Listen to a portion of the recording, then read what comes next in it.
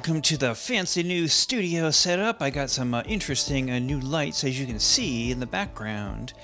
And in today's segment, I wanted to talk about a topic that's been on my mind recently, and again, and kind of continuously actually, which is this topic of self-love, and what self-love has to do with healing and how you can get better results, both for yourself, obviously, and help your clients to get better results by understanding the role that self-love plays, and that it's a real thing and a thing that can be used as a tool for healing, and it is the tool for healing.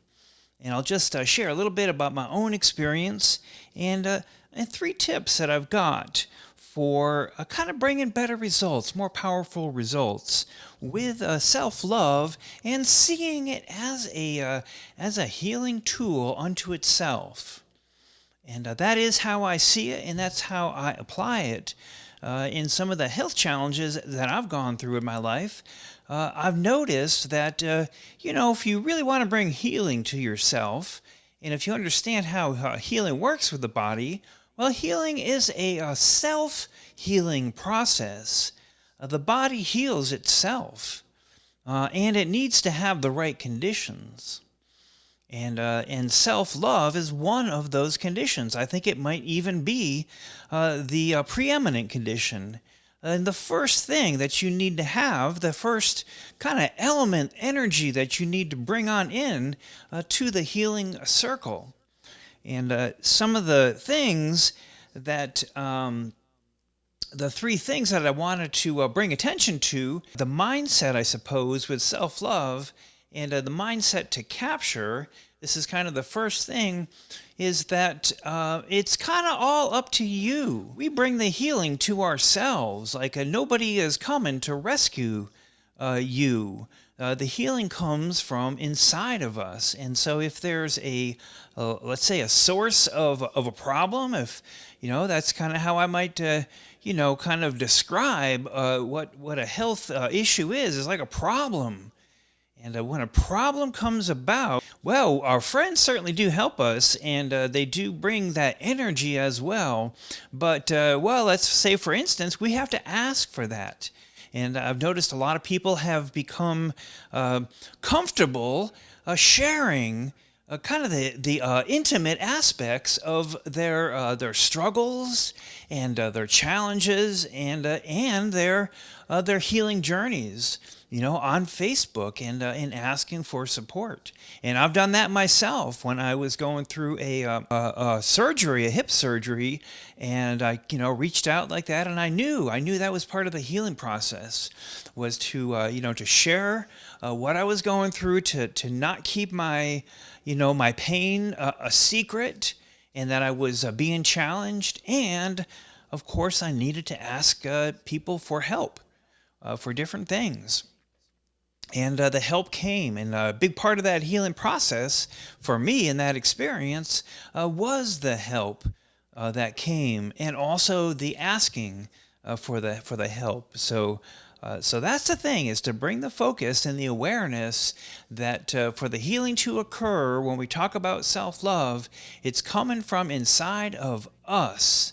So if there's something that is up, we got to go inside and find out what that is, and sometimes we seek guidance with it if we can't see it, but that guidance almost always leads us inside of ourselves.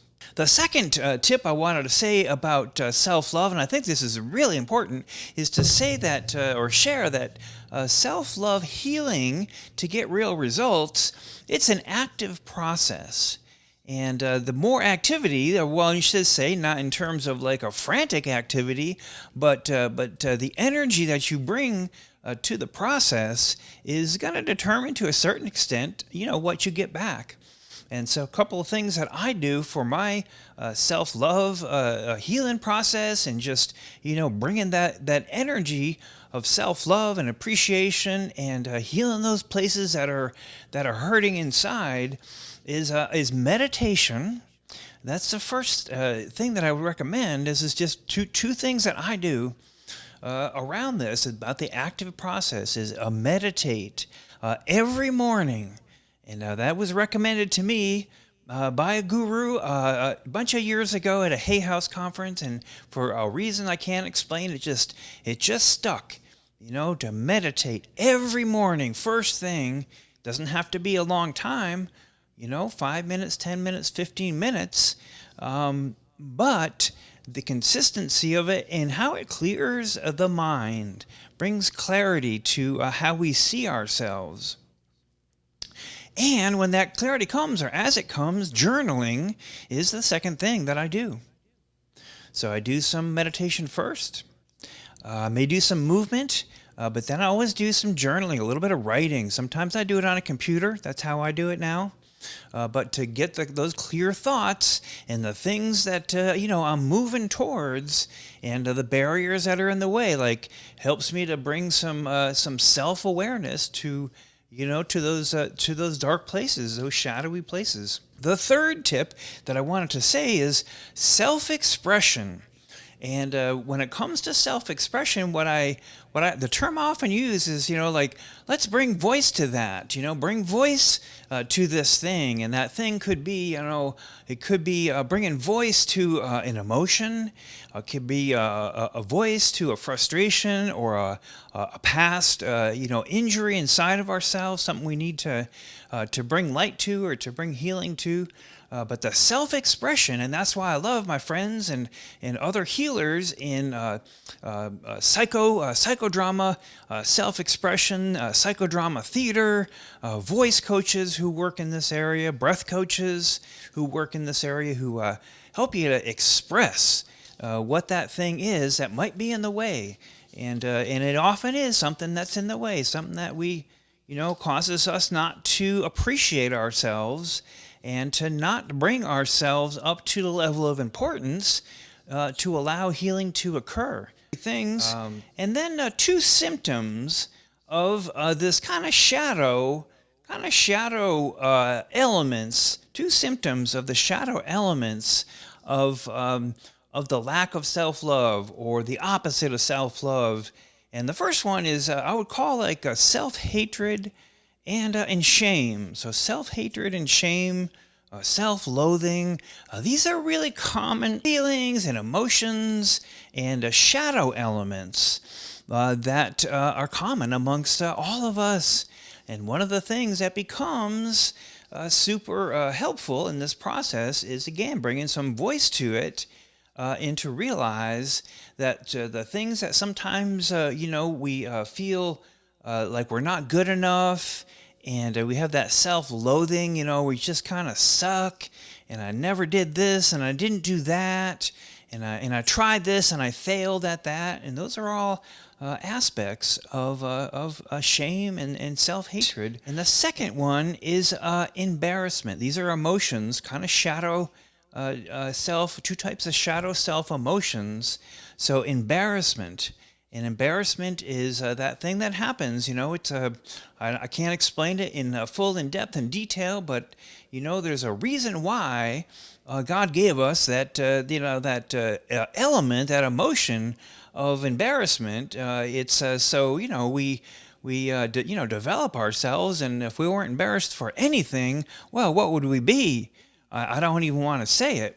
But on the flip side of it, and again, this is a shadow self type, is that we become we have embarrassment for things that we don't need to be embarrassed over. Things that happen to all of us in life, the failings and the loss that happens to all of us in life, but it can create, again, these emotions of embarrassment, and it gets in the way, and it blocks our ability to express and to bring energy and to love ourselves and allow the healing to come in. And the one thing that I know is universally true, the one thing is that we all experience this. We all experience different levels of self-hatred, the opposite of self-love. On one spectrum, the self-love brings the energy for healing and allows, new opportunities to come to us, all the good that is meant for us. And the self-loathing and the self-hatred is the opposite of that, and it blocks that energy from coming. And that's why, like I said, I believe it could be the pivotal and foundational piece that is needed for a healing in general. So that is my rant for today. Let me know how you work with yourself or with your clients to bring this energy of self-love and to overcome those barriers of self-hatred and shame that can block the healing energy, or block somebody from even seeking out the healing energy. And that's the even more culprit thing.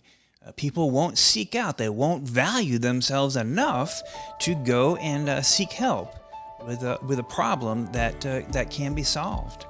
So that's my rant for today. I hope you like my new background. Leave me a little comment down below if that's looking pretty good for you, if you like that. And like I said, let me know what you do either with yourself or with clients to activate that energy of self-love. All right, we'll see you soon.